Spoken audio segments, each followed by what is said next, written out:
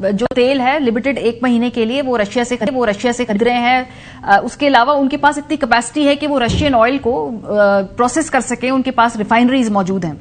पाकिस्तान के मैंने कल सवाल पूछा हुकूमती से, आप भी, तो उन्होंने कहा जी कि हमारे पास कैपेसिटी नहीं है ऑल्टरनेट रिसोर्सेज को उस वक्त एक्सप्लोर करने की।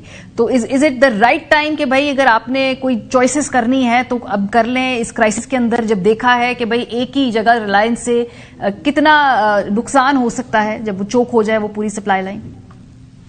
जी, ये 4 साल पहले डिबेट शुरू हुई थी, आपको याद होगा कि वो इमरान खान के ऊपर पता नहीं इल्जाम लगता था या उसने हकीकत थी कि वो इसलिए भी निकाले गए कि वो रशिया से ऑयल लेना चाहते थे।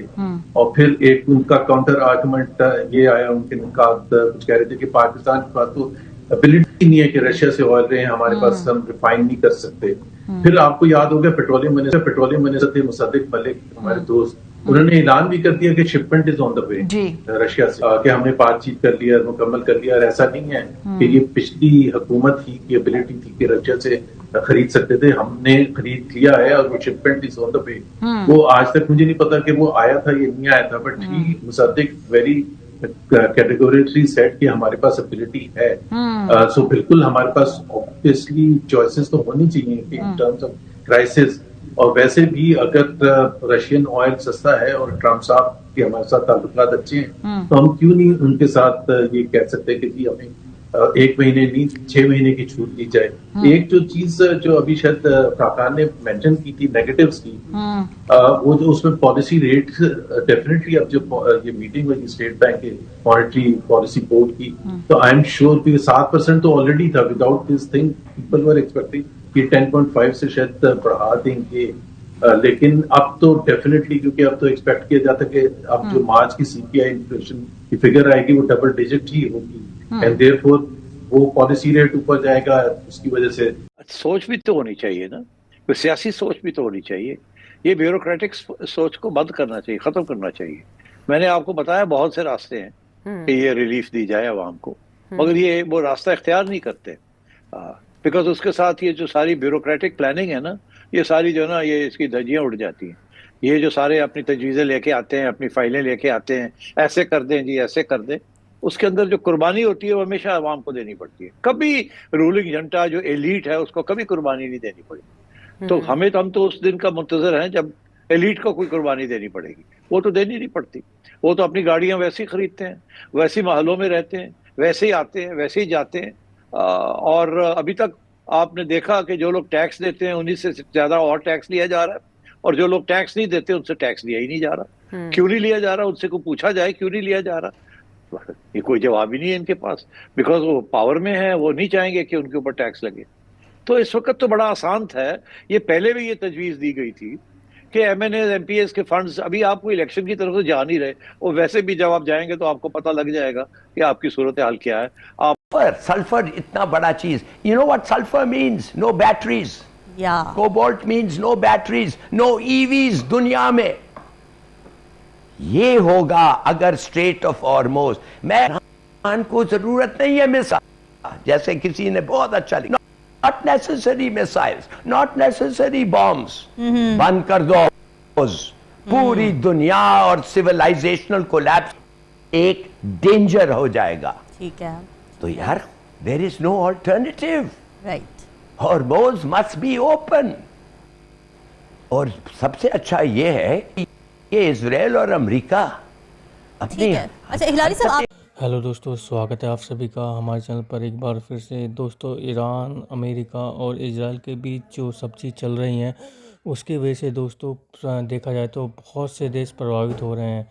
इसमें अगर देखा जाए तो दोस्तों एशिया की कंट्री सबसे ज़्यादा प्रभावित होती हुई दिखाई पड़ रही हैं, क्योंकि इन देशों के अंदर दोस्तों जो ऑयल, जो मतलब पेट्रोल डीजल जो होता है बाहर के देशों से ज़्यादा, तभी जाके यहाँ पर ये जो ज़रूरतें हैं ये पूरी हो पाती हैं। जिसके बाद में दोस्तों पाकिस्तान के अंदर पेट्रोल की कीमतें जो काफ़ी ज़्यादा बढ़ चुकी हैं, उसके बाद में जिसकी वजह से महंगाई भी बढ़ती हुई दिखाई पड़ रही है। वहीं दूसरी ओर पाकिस्तान के जो पत्रकार हैं वो ये कहते हुए नजर आ रहे हैं कि भारत के पास अपनी रिफाइनरियाँ हैं, जिसकी वजह से उन्हें उनके देश के अंदर मतलब भारत के अंदर कोई भी ऐसी किल्लतों का सामना करना नहीं पड़ रहा है, जबकि पाकिस्तान के अंदर इन सब चीज़ों की बहुत ज़्यादा किल्लतों का सामना करना पड़ रहा है। तो इसके पीछे कारण क्या है, ये सब चीज़ों की दोस्तों डिबेट चलती हुई दिखाई पड़ रही है। हमने जैसे कि आपको वीडियो के माध्यम से दिखाने की कोशिश की है।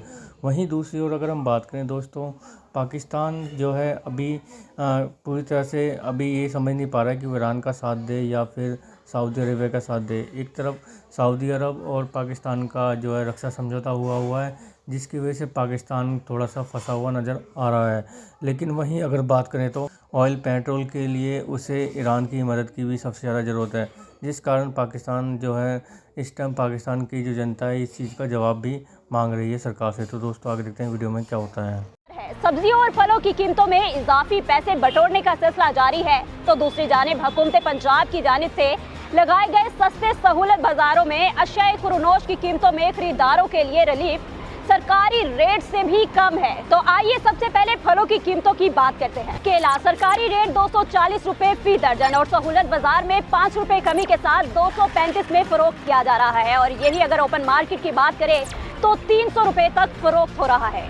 सेब की सरकारी कीमत फी किलो 250 रुपए और सहूलत बाजार में यही सेब 240 रुपए में फरोख्त किया जा रहा है, जबकि ओपन मार्केट में इसी सेब की कीमत तकरीबन 500 रुपए फी किलो है।